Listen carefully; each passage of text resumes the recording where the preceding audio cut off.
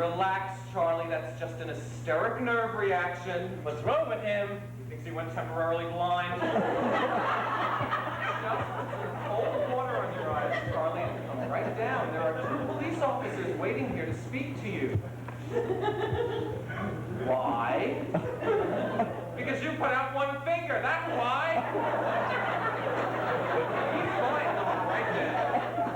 The truth is, we were trying to protect Mr. Brock because he's a dear friend of ours, but we realized that we're all in jeopardy if we withhold the truth. The truth is, there were 2 gunshots here this evening. I myself did not hear them, but I share equal responsibility with those who did hear them and did not comport with that information, despite the fact that I did not hear them. Stop helping so much, Blair. Nevertheless, Mr. Brock has agreed to tell us the full and complete story, the details of which none of us have heard yet about the disappearance of his wife Myra, the missing health, and the 2 gunshots which I didn't hear. I'm getting another spasm in my back. Oh, who gives a shit?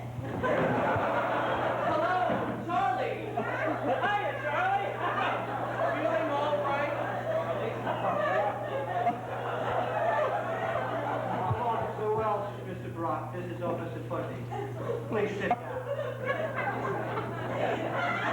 Sonny, take it down.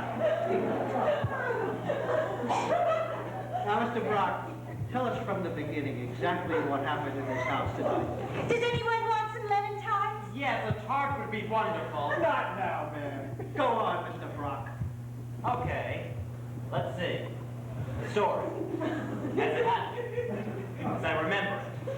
As I'm telling it. Oh, God. Well, here goes. At exactly 6 o'clock tonight, I came home from work. My wife Myra was in her dressing room getting dressed for the party. I got a bottle of champagne from the refrigerator and headed upstairs. Rosita, the Spanish cook, was in the kitchen with Ramona, a Spanish sister, and Romero, a Spanish son. They were preparing an Italian dinner. They were waiting for Myra to tell her when to stop. As I climbed the stairs, I said to myself, it's my 10th wedding anniversary, and I can't believe I still love my wife so much. Myra was putting on the perfume I bought her for Christmas. I purposely buy it because it drives me crazy. I tapped on her door. Tap, tap, tap. She opens. I hand her a glass of champagne. I make a toast. To the most beautiful wife a man ever had for 10 years. She says, to the best man and the best 10 years a beautiful wife ever had. We drink, we kiss, we toast again. To the loveliest skin on the loveliest body that has never aged a day in her 10 years. She toasts. To the gentlest hands that have ever stroked the loveliest skin which never has aged a day in her wonderful years. We drink, we kiss, we toast. We drink, we kiss, we toast. By 7 o'clock, the bottle is finished. My wife is sloshed, and I'm completely toasted. And then I smell the perfume. The perfume I never could resist. I loved her that moment with as much passion and ardor as the night we were first newlyweds. I tell you this not with embarrassment, but with pride and joy for a love that grows stronger and more lasting as each new day passes.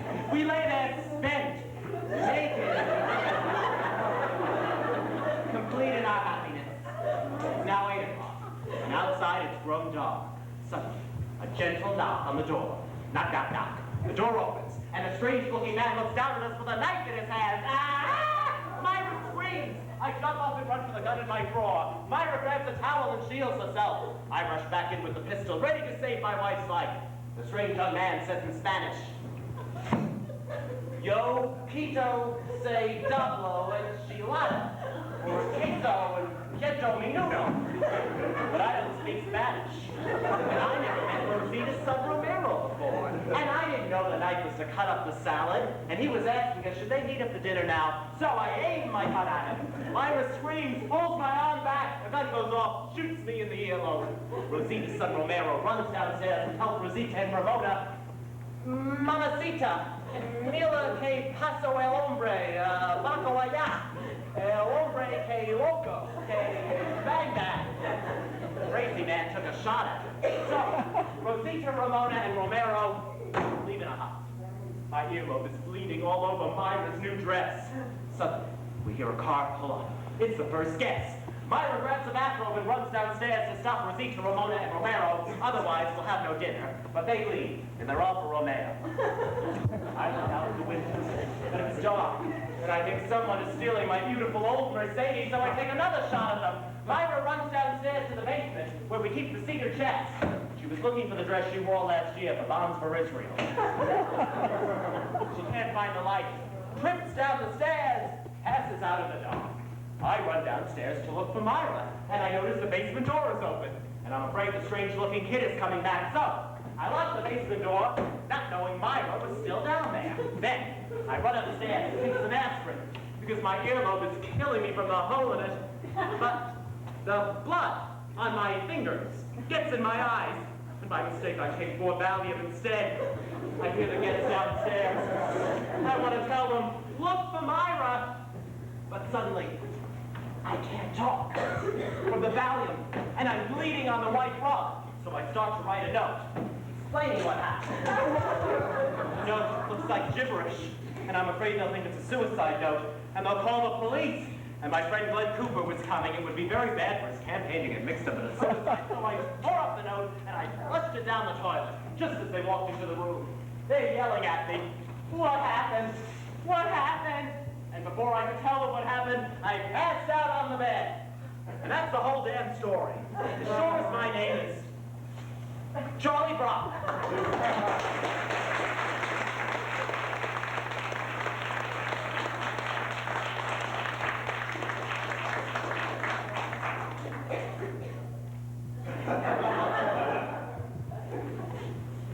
I buy it. I buy the whole thing.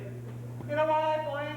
I buy it because I like it. I didn't believe it, but I like it. I love my wife too, and that's why I want to get home, Mr. Brock. Sorry to disturb you, folks. Take care of that here, Mr. Brock, and happy anniversary.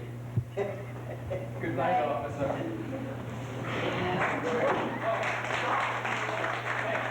Where in the whole wide world did you come up with that story? I made it up. Of course you did, but when?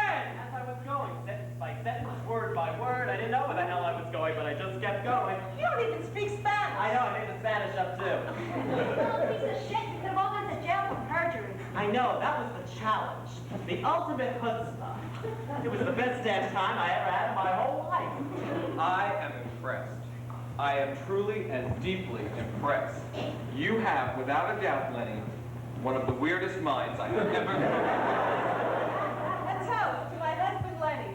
Just when I was getting bored with our marriage, I fell in love with him all over again. Oh, To Lenny. Lenny, Lenny. Listen, I have an interesting question. What? What do you think really happened to Charlie and Myra?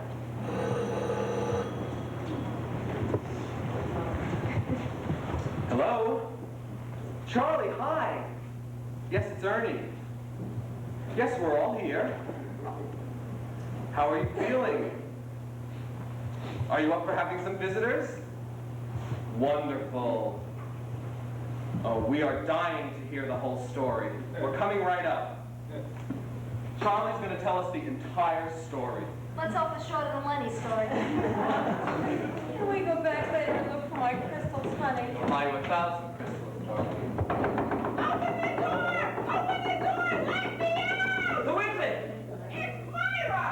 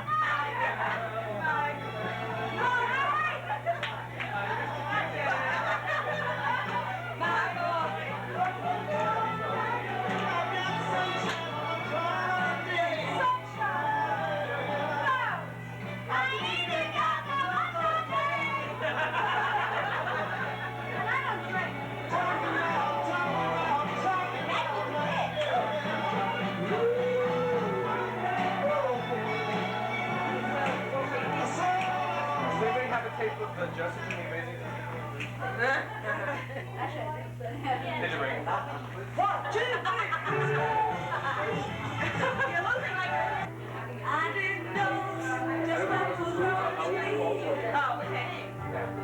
Oh, your kiss.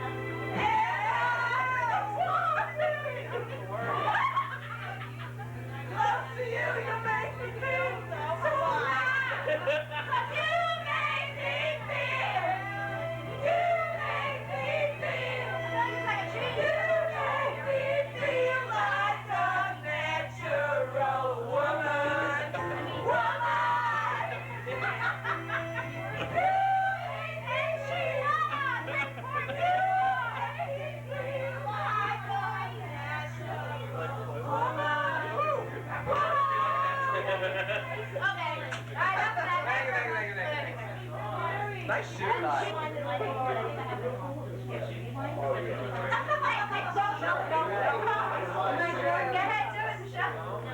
He's trying to learn how to play the thing. Michelle, what are we playing? What do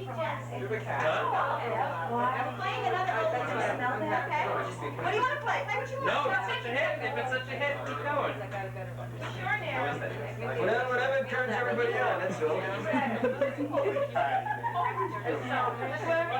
Don't go over, babe. Hey, how to do it? Hey, you got the best party room there. Patty, you got the best party room there. That was the best party. It wasn't good yet. Ooh, cake. Where?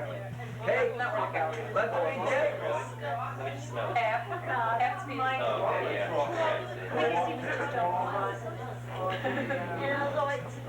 Thanks, David. Yeah. They called me up and they told me that. No. He knows. They called up and said, definitely next week. So are you going to have this? So you like that napkin? TWA's emergency trainers. And they're based out of New York, so you can ask them the wait for the same. Baltimore. When you all see those names, where it is,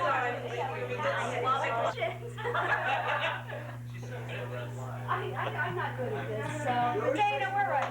Right here. Okay, usually at the end of a run, end of a show, we usually like to thank the people that are involved. This year we're going to break tradition. That's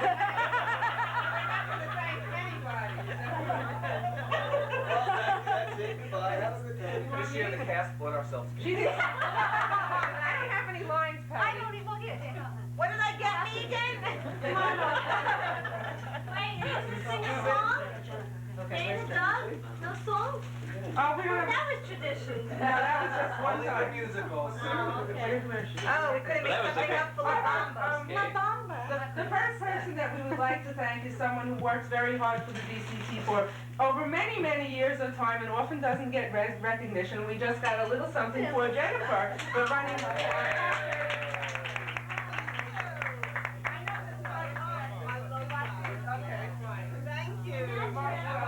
Thank you. She's the only lady that... Next, the You talk. No, you talk. And next on the agenda, we have the gentleman standing over there. Yes, you come forward. You, I picked a friend and that's the audience. Well, come forward. Move along. Where am I moving? I'd also like to add to this that your lovely presents here have been made by Ron. That's Yes. right.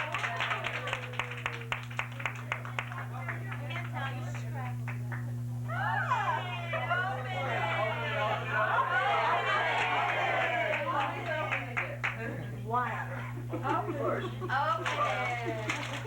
Mary, Mary, I don't know, Mary. Let's see. It's a rumor swap. Yay! Hold it up to the camera. How did you do that? And for those who didn't hear it was Ron that did it. Ron. Hey, does that right? Oh? No, I'm Chinese. The next person cut that out. The next person that we would like to thank is somebody who has been backstage for the last couple of shows doing a fabulous, silent job. Nobody knows she's there, but everything she does is terrific. And we want to see her on stage again. Thank you, Michelle.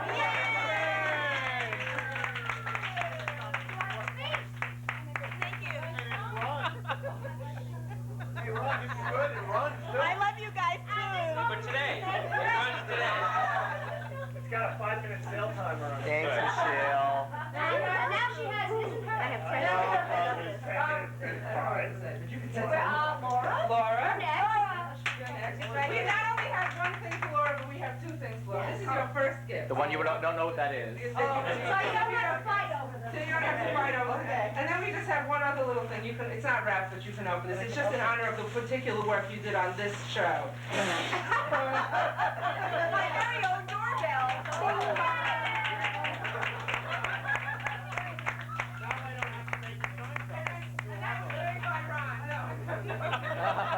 Wow, it's oh, jeez. I was like, oh, was the ball there? It's not in the bag. Now, last but not least, let's take guesses. What's in here? Stupid glass. Stupid or stupid? Stupid glass. Hey, Carol. Thank you. Is that the glass or the glue? Well, we ain't bringing it over there.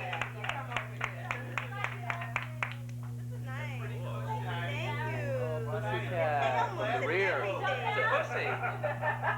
Is that the glass or the glue? They put the bottle on the tail, right? Pallet doesn't explode until you go home. Yeah. It has a timing mechanism on it, right?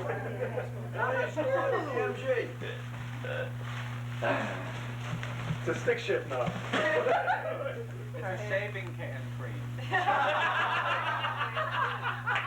Shaving can cream.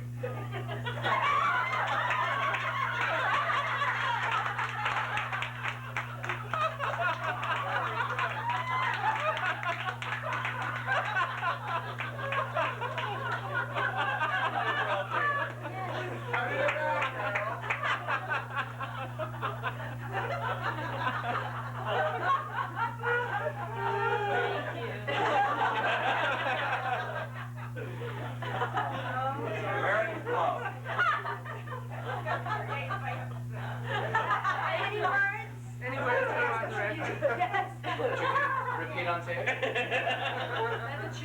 What is that question mark and star and all that? That's the polite way of saying it. No, we didn't want to say that you worry. So. I just want to thank everybody for working as hard as they did. I know I gave you a hard time. I know it.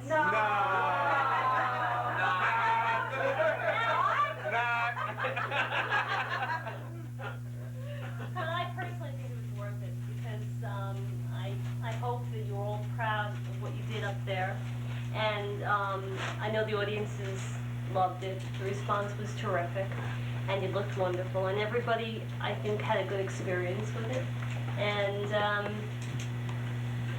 you know, I just want to thank everybody for being there, for being on, and for coming through. Okay, hang me not.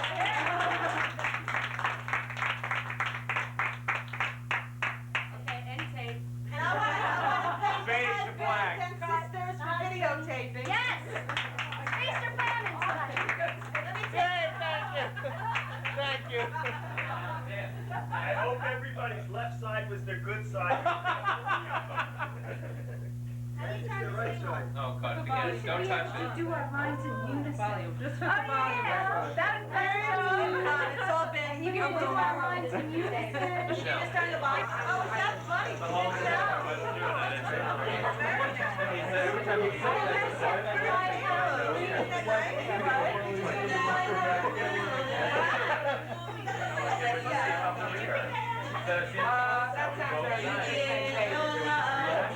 That sounds very